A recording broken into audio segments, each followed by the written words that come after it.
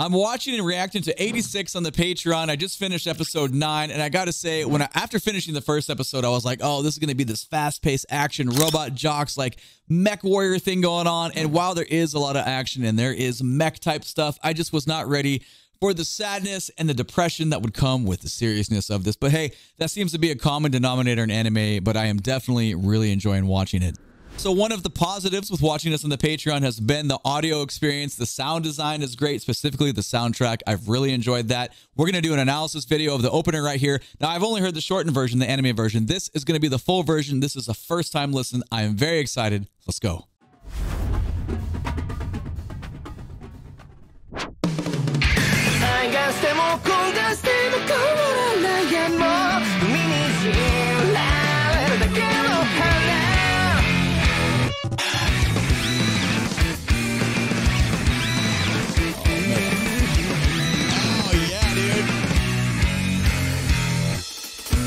It's so good. I talk about it all the time. I don't get to stop in Patreon, though. We go through the opening. We get to geek out and stop and go back and appreciate here. That basis is unreal. The beginning is so explosive. There's so many notes. It's like more notes than you would normally want to play, but it fits perfectly here. Let's go back again and just talk about some intricacies in here that are pretty wild. First, starting with, I've never really noticed the little background harmony in the vocals right here.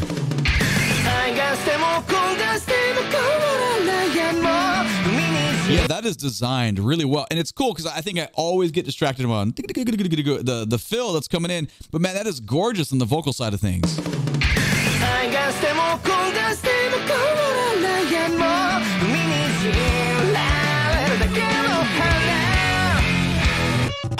So I love that aspect right there. I'm always thinking about it. You get this gorgeous intro. We get the vocal call in. The bass responds. There's a lot of notes, but then you get be-ga, be-ba. And it sounds very mechanical, which makes complete sense. But it's the next sound that I feel like is super mechanical.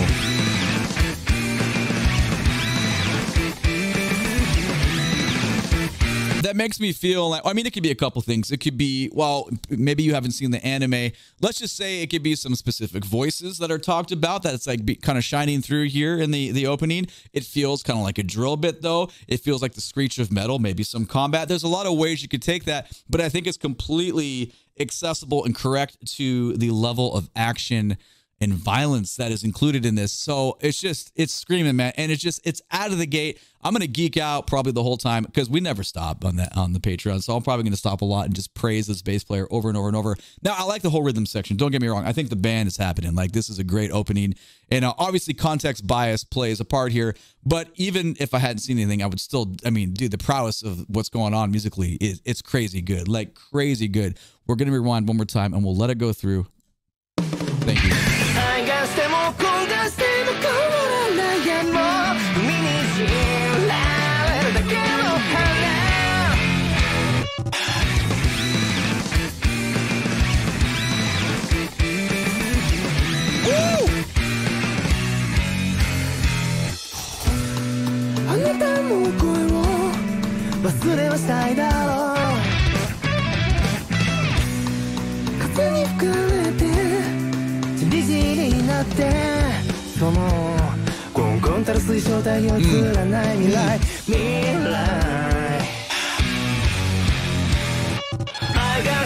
Oh my gosh, man. It's like sensory overload. Just really, really good stuff. This is written really well. Okay, so we are going to have some context bias here because potentially, this is my take on it, right? I wouldn't really know from before, but my interpretation is once we get out of that crazy introduction, it's really kind of transparent on how we're feeling inside and outside of the Republic, right? Like the hi-hat comes in, we get some cross stick going on. That's a very low dynamic, low amount, much, much smaller amount of notes that was just happening. It's kind of like, you know, the breeze comes in, so everything's okay. And then you get elements of chaos. The bass comes back, guitar stuff happens, which is very like indicative of what's going on in the show. So, I mean, even if I hadn't watched it, I'd probably make some comment on that's a cool contrast of like, you know, demand from the musicians of what's being displayed here in the music. And I would probably make more comments about the prowess of the bass player because it's just so flowy, right? You have to have such a high dexterity level to be able to fit that stuff in and make it sound that great. So I went back to about the 19-second mark here and just think about how we get such a variety within the next 25 seconds. There's just a lot of context, a lot of just a lot of creativity in contour, we'll say. And then suddenly let's do it. Bum, bum, bum. And we go, it's great. Like the chord progression feels like we're weaving through a story. It's leading us on. We don't really know if things are going to be okay or not. And I don't know if things are going to be okay or not. I'm only 9 episodes in. But just, again, the context bias of like having a little bit of foundations there, this kind of makes sense with where it's going. Or at least it's like, you know, you want to make it make sense so it works out. You know, you never know. I mean, when they hire bands to write openings that the song already exists, do they write it directly for the anime? Is it anime to anime? Is like some do that? Do they know what the show's about? Does the director say, hey, I want you to write these elements into the piece of music? Like, I don't know any of these details, but it's almost like placebo. Like, oh, you can totally tell they did. Maybe they did, maybe they didn't. You probably know more than me. Let me know, please, and thank you. All right, we're going back one more time. We're going to experience this and let it go on.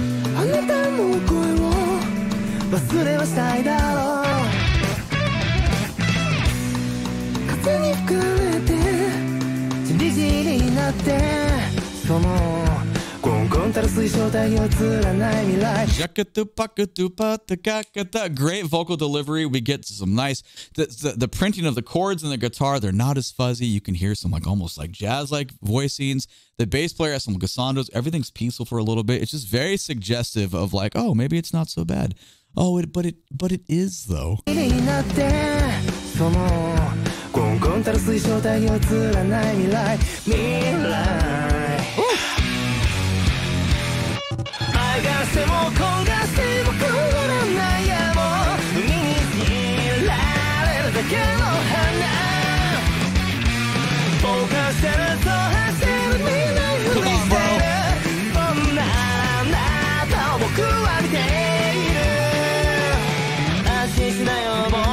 Oh my gosh, man. Okay, so let's call that part the chorus. We jump in there. The progression, meaning the chord progression, is sort of pop-like. But you know what normally happens on a sort of pop-like progression within, like when you hit the chorus as the band? Usually the bass player is camping out. We're just moving. We have a little bit of root movement. You know, you're outlining chords, certain tones, root 5. You're going to follow a contour that moves through the progression that works really well and stay in your lane. No, there are no lanes here. And it's great that there are no lanes here because we do the exact opposite. They do the exact opposite of that. And the bass player digs in. I don't even mean like digging in. They go on the other side of the road and they're playing like chicken. They're driving down that road. There are so many notes in this like chorus, if we want to call it that. And it's freaking amazing. I geek out every single time that I hear it. I'm geeking out right now. I'm like maintaining myself. You know, I'm an old man. I'm not going to do that shit on camera, but just know that I am really, really, really appreciating it. This is like up there for me. I'm going back 20 seconds. Just literally listen when we go to the chorus here, kind of how it's somewhat poppy, but just listen to the bass player.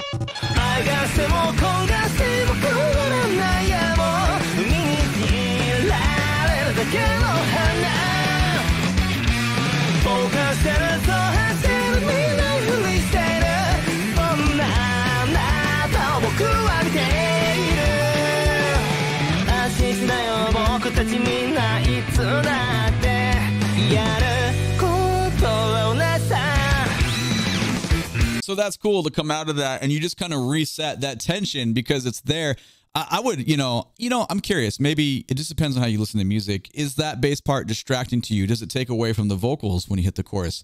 For me, it does, but I don't care. Like I'm happily taken away because, you know, if you're a friend of the channel, you know where I'm always listening. It's down to the rhythm section. This is because I'm a rhythm section player. I do play drums, bass, and guitar, bass primarily. So my ears kind of go there naturally. Well, that's where they should be, right? Like, I mean, if I'm getting gigs, you know, I need to be able to like know where my foundation is. But obviously when you're playing, one of your biggest jobs you do as a musician in any setting, it doesn't matter what the ensemble is, you know, the biggest thing you're doing is listening. You need to be listening to the other musicians in your band. So obviously, even if you're in the setting, you're listening to the vocalist. But my point is, when you're just knocking something out the first time, your ear is going to go where you're familiar. And for me, it's low end. But my question to you was, do you find that distracting? Because it's so many notes and there's so much like, we don't camp out a lot of them. There'll be like a fill coming down and it's like there's a lot of just glisses happening and we don't have a lot of home base of tones, which is great, I think. But I'm curious to you, do you find that an issue for your listening experience? Maybe you didn't even notice. Maybe you don't care. Like it's all good things to talk about and discover. So, okay, we come out of that chaos. There's a little groove for a bit and then we're going to go somewhere else. I'm sorry that we've stopped it so many times, but this is just fun stuff to talk about. I went back 10 seconds. Let's see where we go. つだってやることをなさ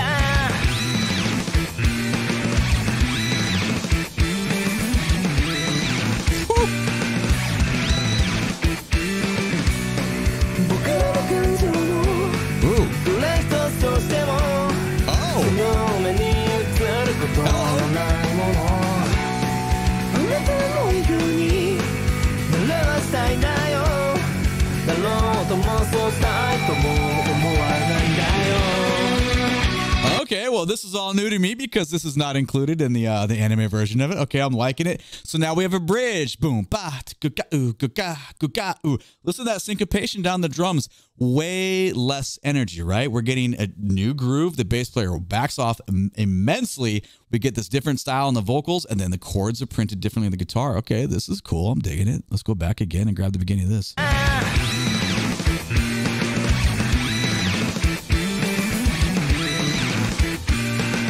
Here we go.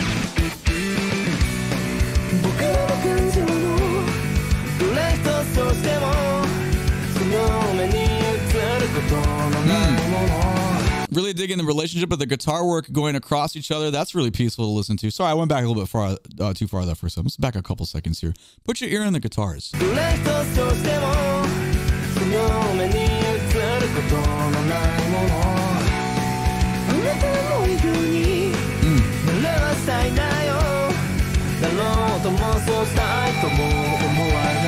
think something we should praise the vocalists on is their ability to kind of go from chest voice to head voice. And it's just a real smooth just transition. And it just feels perfect, even though a lot of the music is pretty, it's aggressive. It's not like super distorted. It's not like massively fuzzy. So I'm glad we don't go to any like guttural style or like screaming.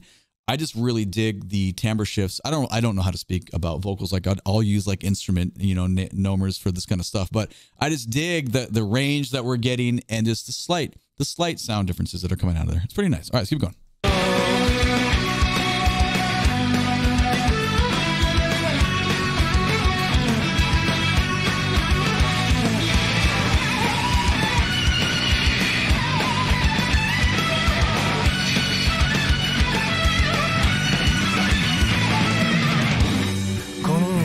Okay, that was cool. Wait, that's the most consistent like rock groove that we've gotten. And of course, it was for a pretty fuzzy like guitar feature, which was nice. I think that started at 136. Let's listen to this again. But it's cool. It's definitely the most toned down groove that we have, but it makes sense because now it's supporting a layer that's being featured.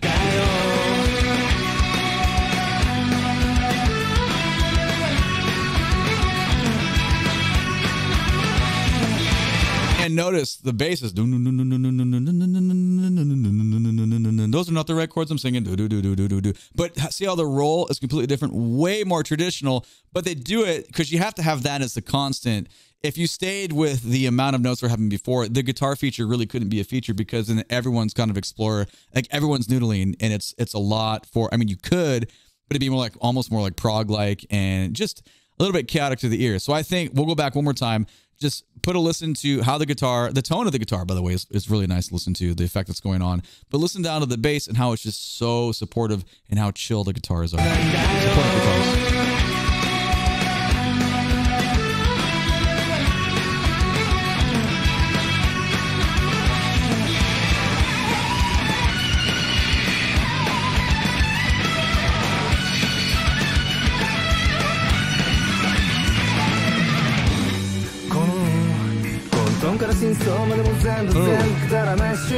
Oh yeah, man.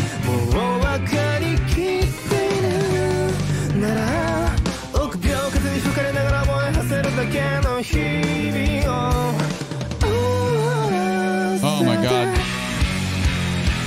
Oh boy, this might be one of my favorite openings ever so far. This is there's no point in ranking. Just know this is easily in my top 10. Oh my god, dude. I love music so much. I love musicians that do stuff like this. It's really, isn't it nice to listen to stuff that just makes you feel good and you can respect the musicians and like all the creative decisions that are going in. And for a moment, I forgot what the anime was about for a second there. I got pulled into the music and I was like, oh man, this is great. Like almost had some reggae vibes for a second. The voice sounds so peaceful. The way the guitar chords are being printed there, it's a distraction. It is a vacation from what the reality of this is. And that's I think that's pretty powerful when you can do that compositionally.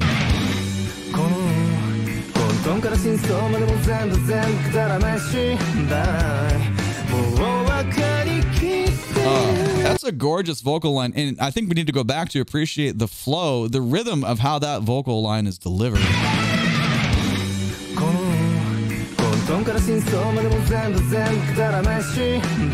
Yeah, man, over the bar line is beautiful.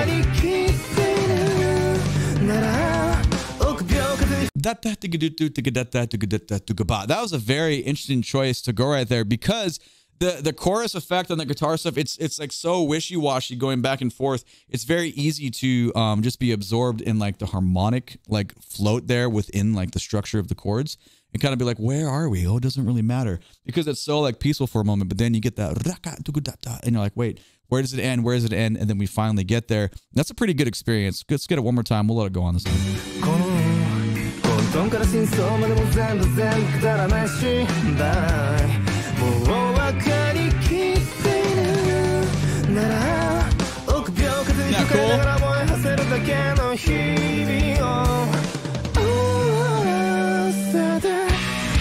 Back to it.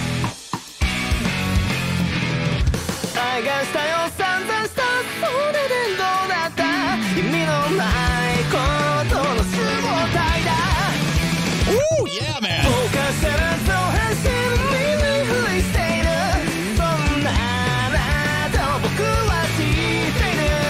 A nice little variety there.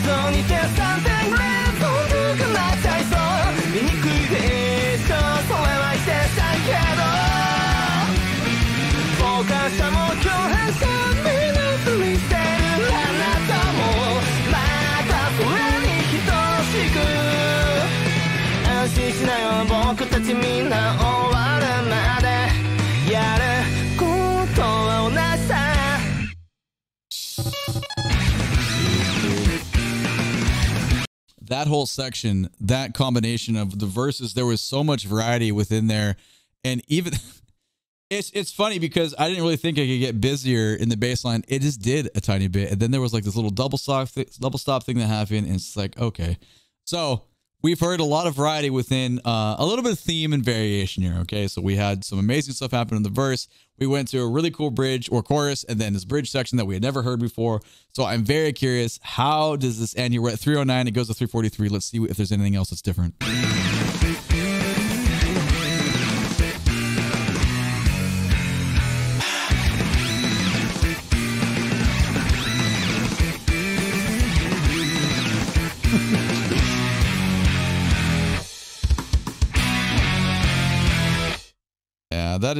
That's outstanding. Okay, the track is actually 329 as it's titled. Sorry, this person's YouTube video goes to 343.